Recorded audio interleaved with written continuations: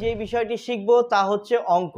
এই অঙ্ক কিন্তু অল্প বিস্তর আমরা সকলেই বুঝি, এমনকি আমি বিশ্বাস করি এমনও নিয়মিত দর্শক আছেন যারা আমার চেয়েও ভালো অঙ্কটা বোঝেন। কিন্তু বিষয়টি তা নয়।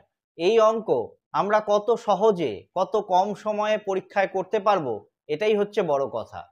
আমাদের উদ্দেশ্য কিন্তু একটাই, পরীক্ষার সময় যত কম সময়ে যতগুলো সঠিক প্রশ্নের আমরা উত্তর দিতে পারবো ততই আমাদের জন্য ভালো। আর আমি এটা বিশ্বাস করি সময় পরিবর্তনশীল, প্রতিদিন নতুন নতুন ফর্মুলা নতুন নতুন তথ্য আবিষ্কার হচ্ছে। তাই আমার তথ্যটি বা আমার যে প্রসেসটি আমি দেখাচ্ছি এটাই যে সবচেয়ে ভালো প্রসেস বা এটার উপরে কোনো প্রসেস হয় না এটা কখনোই বলা যায় না। তাই যদি আমার প্রসেসটা দেখার পর বা শেখার পর আপনাদের মনে হয় যে অন্য কোনো প্রসেস আছে যে প্রসেসে করলে পরে আরও সুবিধা হবে বা আরও ভালোভাবে করা যায়, তাহলে অবশ্যই কমেন্ট বক্সে জানাবেন। তাহলে সময় নষ্ট না করে চলুন শুরু করি। আমরা দুটো সংখ্যার সমষ্টি বা যোগ করতে শিখব। যোগ কিন্তু আমরা সবাই করতে পারি এবং ছোটবেলা থেকে যোগ করে আসছি। আজকে একটি নতুন পদ্ধতিতে আমরা যোগ করব। চলো দেখি। প্রথম সংখ্যা হচ্ছে 48 প্লাস 77। এই দুটো সংখ্যার যোগফল কিভাবে করব? যোগফল কিন্তু আমরা সবাই করতে পারি, কিন্তু পরীক্ষা হলে গিয়ে যখন আমাদের খুব অল্প সময়ের মধ্যে যোগ করতে হবে তার জন্য কিছু প্রসেস আছে, সেগুলো নিয়ে আমরা আলোচনা করছি। এখানে যে দুটো সংখ্যা রয়েছে এই দুটো সংখ্যাকে যোগ করতে গেলে আমরা যেই প্রসেসে যোগ করব, প্রথমে 48-এর জন্য আমরা এর সব থেকে কাছের 10-এর নিকটতম গুণিতক কি আছে সেটা বার করব, যেটা হয় 50। এই একইভাবে এই 77-এর ক্ষেত্রে 77-এর সবচেয়ে নিকটতম 10-এর গুণিতক হলো 80। এই দুটো সংখ্যাকে আমরা যোগ করব। এক্ষেত্রে আমরা যোগ করে পাবো হচ্ছে 130। এবার এই যে 130 এটা হচ্ছে আমাদের যোগফল বেরোলো কার? এই দুটো সংখ্যার। এবার 48-এর জন্য কত বেশি ধরতে হয়েছিল আমাদেরকে? 2।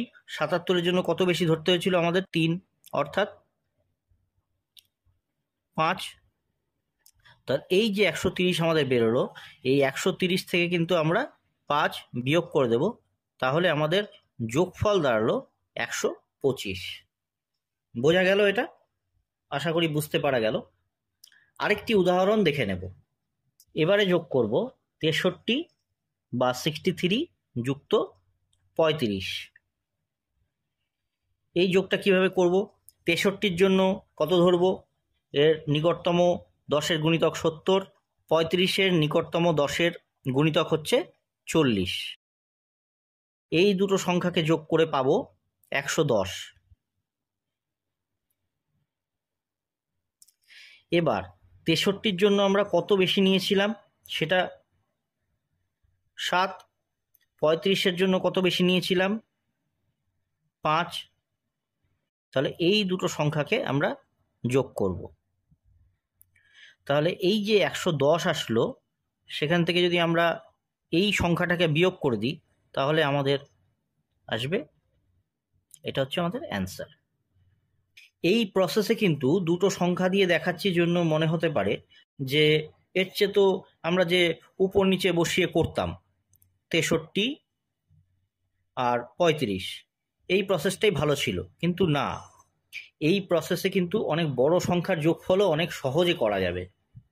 আরেকটা কথা বলে রাখি, এই যে সংখ্যার যে গুণিতকের জায়গাগুলো আমরা ধরে নিচ্ছি, ঠিক আছে, এই যে 63-র জন্য 70 ধরলাম, 35-এর জন্য 40 ধরলাম, এবং এই যে দুটো সংখ্যা আমরা পেলাম, পরবর্তীকালে আমরা এই দুটো সংখ্যার থেকে যে মাইনাস করছি, এই দুটো সংখ্যাকে একত্রিত করে যে আমরা মাইনাস করছি, কেউ চাইলে এর নিকটতম 10-এর গুণিতক ধরে ইচ্ছা করলে প্লাসও করতে পারেন। মানে আমি 63-র জন্য এর নিকটতম গুণিতক যদি আমি 60 নেই আর 35-এর জন্য যদি আমি 30 নেই, তাহলে কিন্তু এখানে 90 আসছে।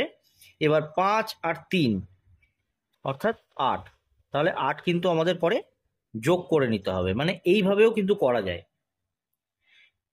আপনি চাইলে পরে 10-এর নিকটতম যে গুণিতক আছে, যে সংখ্যাটি দেওয়া থাকবে তার 10-এর নিকটতম গুণিতক, সেক্ষেত্রে আপনি সংখ্যাটা বাড়িয়েও নিতে পারেন বা কমিয়েও নিতে পারেন। যদি আপনি সংখ্যাটা বাড়িয়ে নেন তাহলে মোটের থেকে বিয়োগ করতে হবে, আর যদি সংখ্যাটা আপনি কমিয়ে নেন তাহলে মোটের সঙ্গে যোগ করতে হবে। এই হচ্ছে প্রসেস। এবারে একটা বড় সংখ্যা দেখে নিই। 646 যুক্ত 237। এই সংখ্যাগুলোকে আমরা কিভাবে ধরে নেব? ধরব 650 যুক্ত 240, 890।